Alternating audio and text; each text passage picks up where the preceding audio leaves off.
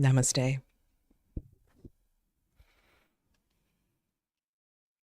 Grand rising to you all.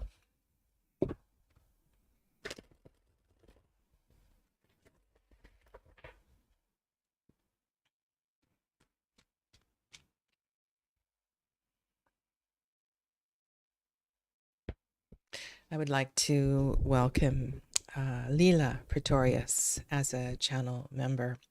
It's been lovely reading Leela's comments in this 24 days of Advent, and I've just really enjoyed her contributions. So welcome to Leela.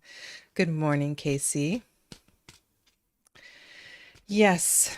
And honestly, Casey, I appreciate that more than you know.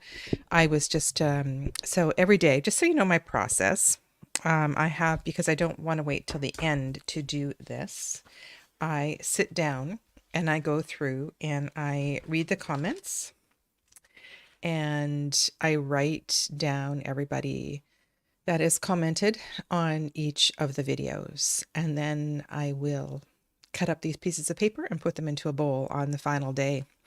And as I was reading through my YouTube page, I discovered that there's 84 people that watch this video, 12 people comment, and 9 people like it. It's really hard. It's really hard, actually, to organically grow a YouTube channel. And while for some of you, 4,000 subs might seem like a lot, it's not. It's not. In order to keep up this kind of content, it takes a lot of encouragement. So those of you that do, I appreciate you so much. Thank you. Thank you so much. Good morning, Amy Georgia Wildflower. Good morning to you. And Laura, namaste. Good morning to Mary Beth and Emilia. And Annette. Annette is new. Welcome to you. Where are you in the world? Let us know. And Kalispera. Welcome to Saskia. Saskia is in Greece. This morning, I am using the Tarot of the She for the inspirational message. The moon has moved into Sagittarius, and this feels like such a Sagittarian energy to me. Very feisty sort of tarot deck. Take a breath.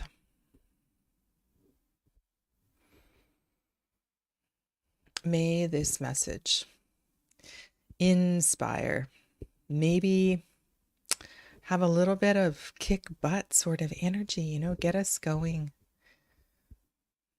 Embolden, if that's a word, the spiritual warrior within each and every one of us. As always, we ask these messages be in the highest for the greatest good, and that no harm be done. So be it.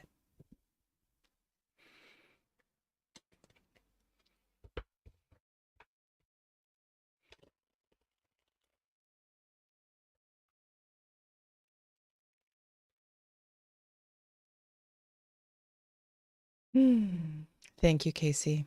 It's greatly appreciated. Okay. For those of you that are new, my name is Sadhana. Hello. Lovely to meet you.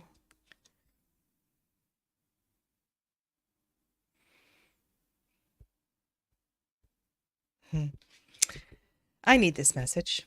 I need this message. This is a gratitude message. This is the five of Earth in this deck.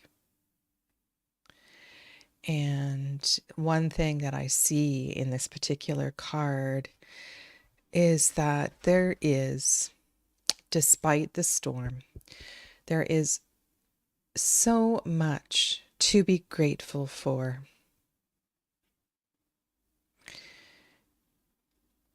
Just the sheer beauty of what is around us. And if you imagine at a time I'm saying these words and you have just been through something that is quite devastating, that has ravaged your home or your community, I think these great lessons, there is always a moment to close our eyes, to exhale, to be grateful for our heartbeat, to be grateful for our little dog that is curled at our feet. Gratitude is such an important and healing practice. Never underestimate the power of it.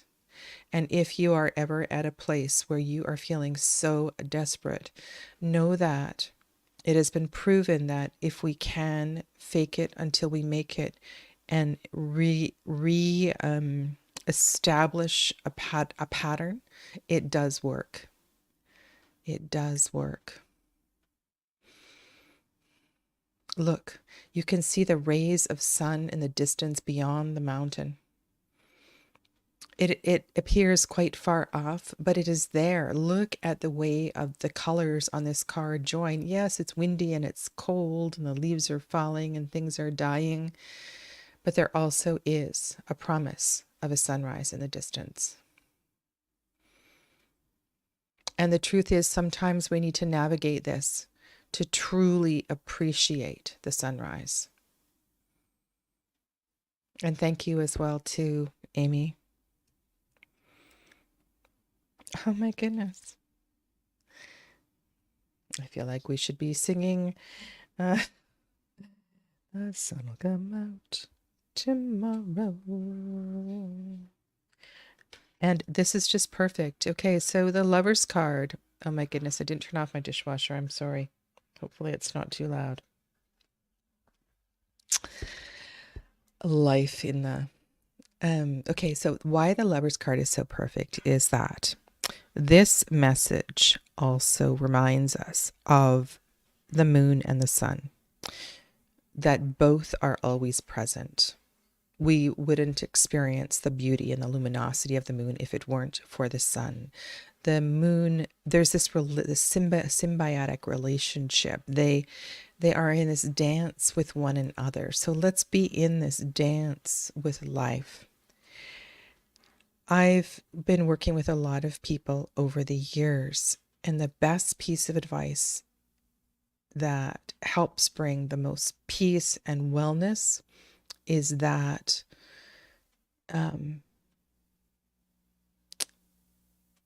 let's understand that let's reduce the highs that are so high and the lows that are so low. We want to work towards contentment not in the extremes. So to find joy when things are what used to appear quite mundane, to find joy in those moments. And to be okay with feeling a little low and a little sad, because we know that is part and parcel with feeling joyful. And instead of bouncing all over the place between these extreme emotions, to live more in a place of more even keel. And honest to God, it's just so much easier. It's so much easier. So be with both. Be with the sun. Be with the moon. Be with the dying leaves. And appreciate, there's a spaciousness that creates as well, too. We get to see things. There's a greater view when the trees have fallen off the leaves. There's always a way to find the beauty in death, to find the beauty in loss, and to find gratitude in times when things feel rather challenging. The sun is an invitation here. Now, the way that the she is inviting you to the island, I mean, it's a very haunting sun card. And I can actually see words on this card that I don't think I've ever seen before. That's so bizarre. I'll tell you what I was seeing in a moment. There are people that are gathering around the peak of that mountain. Those are little she that are in the distance there. But I was actually seeing letters like those, the people that were gathering around the tree of life at the sunrise. Those actually look like little letters to me, like there was this message coming off the page. I might have to go back and just sit with it quietly. Let's honor the sun.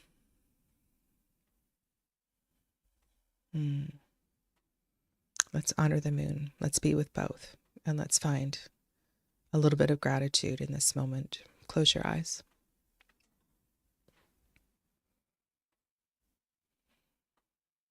You may wish to bring a hand to your heart space.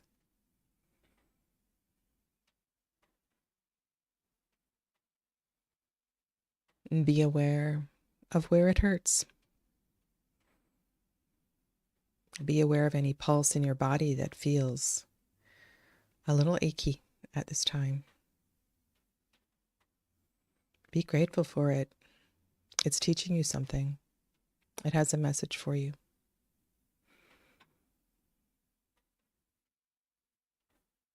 And then let that go. And take a breath in and take a breath out. And right here, right now, name something that you are grateful for. And let that bring a little contentment to your day.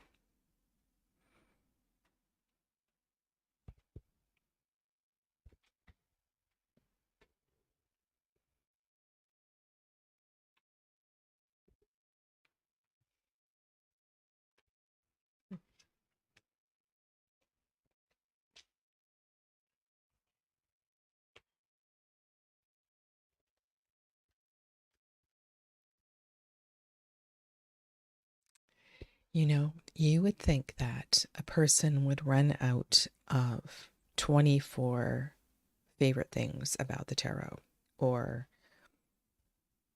it's really extraordinary how many things I could possibly share with you. But I thought today I would share with you my favorite guidebook authors. And they have been, I want to say, very influential. And that, actually, I just realized this guidebook isn't by them. So the guidebook authors that I want to mention are John Matthews and Mark Ryan.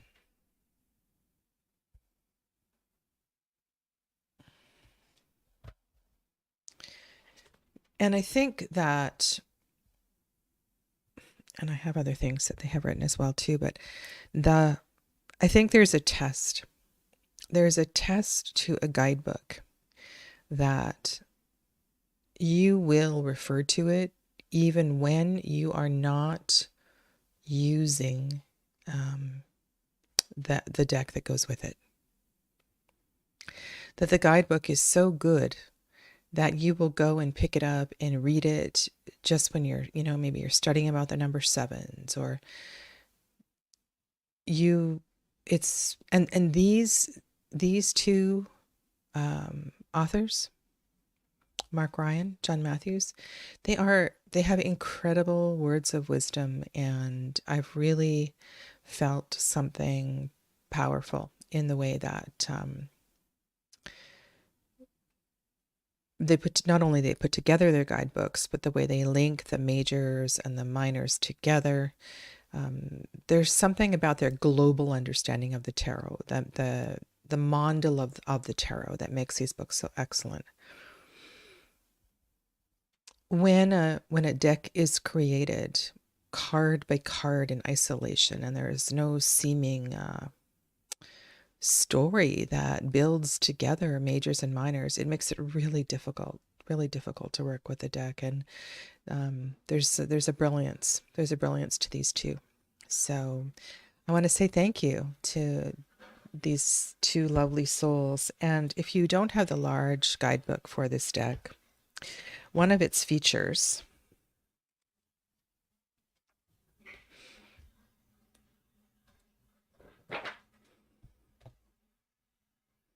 is its extended description of the numbers. So you have a whole page, not just a few keywords that are talking about the tens, but then you have an extended description as well too for each of the minor cards, not just, not just a little bit. So it's a very, very useful guidebook. And I've often gone back and read the single pages that describe the numbers. It's just full of wisdom. And in this particular book, this is the guidebook for the Wildwood Tarot. I have referred to this book many times in working with other decks that refer to the Wheel of the Year. There's so much goodness here. And it's a great base too if you're working with another deck that manages the seasons a little differently or something. It's a really great resource to come back to. So thank you to John Ryan and Mark Ryan and John Matthews. And something I'm going to share with you today, something that sits on the windowsill in my bedroom. It is often lit by sun and moonlight. And I have shared it a long time ago on my channel. And this is I leave it there because at the end of the day, I mean, I don't wear rings very often, and I can tell you why I don't wear rings, but I place my malas, I place my wrist malas for clearing and charging. It feels, at the end of the day, if something challenging has arisen, it just feels like it takes everything away. And I know that if I'm going to wear that wrist mala tomorrow, that it will be clear and clean, and I won't be carrying the weight of the world that I was carrying today. And it has all of these lovely, I mean, it's just a beautiful piece because I can put rings, wrist malas. I need to be careful some of the pieces that I wear because I don't want to get them caught in between the little bits of crystal that are arising here. But it's it's part of my day. Every single day something goes on and something goes off. And because it is in the moon and the sun all the time, it seems to be a really great thing to have near me when I'm sleeping as well too, full of wonderful vibrations.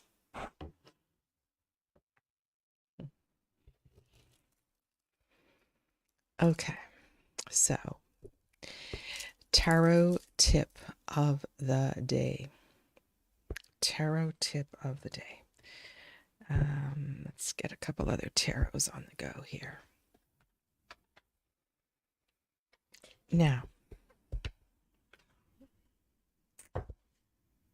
my tarot tip of the day is this one is inspired by a question that came up, and that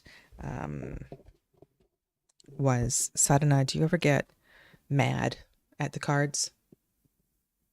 Do you ever get mad?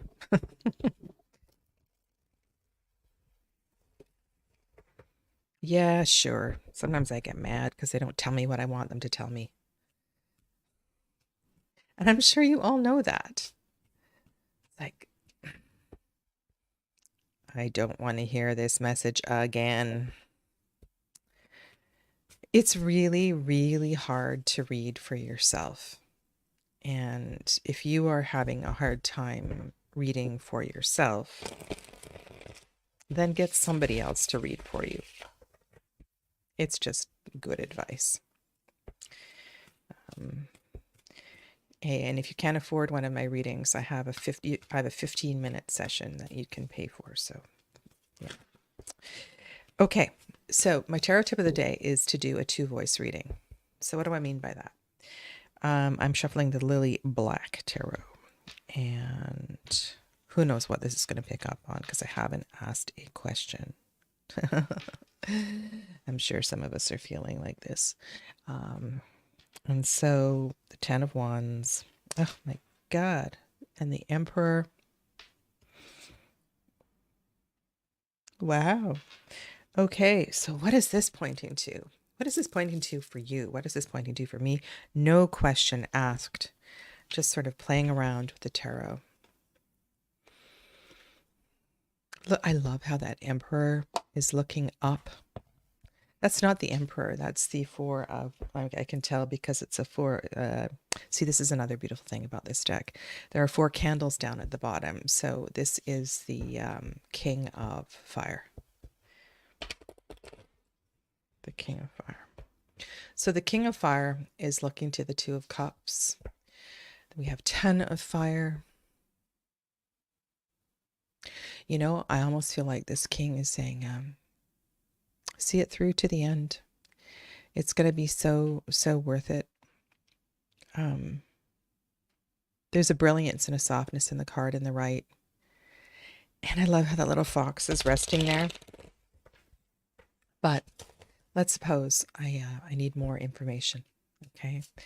And so I have a Lenormand deck in my hand, and this is a beautiful Lenormand called the Aurum Lenormand. And of course, you could do this with an oracle as well too, but I think two voice readings work really well with Lenormand or Lenormand. Lenormand. Did you ever wonder if Lenormand was actually the Normand? Interesting. So not weird things you think about. Okay. So with Lenormand, I don't put one in the middle and then left and right. I go 1, 2, 3. Coffin.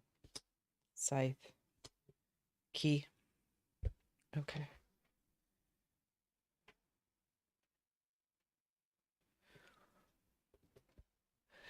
Interesting. The coffin and the scythe really speak to the energy of the 10 of Wands.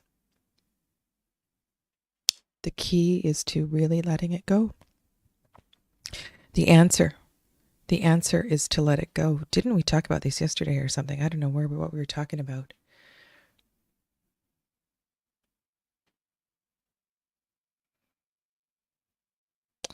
If you can release it, if you can have the courage to release it, I'm thinking of that lion heart of the King of Fire. If you can have the courage to let it go once and for all, you will know your contentment.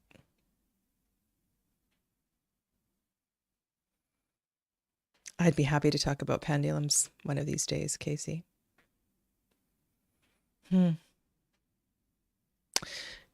So, when I'm mad at the cards, I love that question. Thank you for that question, Anne-Marie. I pull out a different divination system, and I come together with a 2-voice reading. And that usually helps to reinforce the most important part of the reading. Kenton, welcome. Namaste. So lovely to have you here. This is Kenton, everybody. Oh, we're going, okay. Yes, that was on the Tarot of the She card. Thank you for offering that. All right, so that is my tarot tip of the day. Instead of pulling more tarot cards, use another form of divination. You could do your 2-voice reading with charms. You could do it with oracle cards. You could do it with your pendulum, and I will I'll add pendulum to my favorite things, and I'll talk about the use of pendulums in one of these episodes. Okay. All right. Well, thank you so much for joining me for day 11. This is Racing Right On By. I will see you tomorrow for day 12, and may you all find a little bit of gratitude in this day, in this moment. Namaste.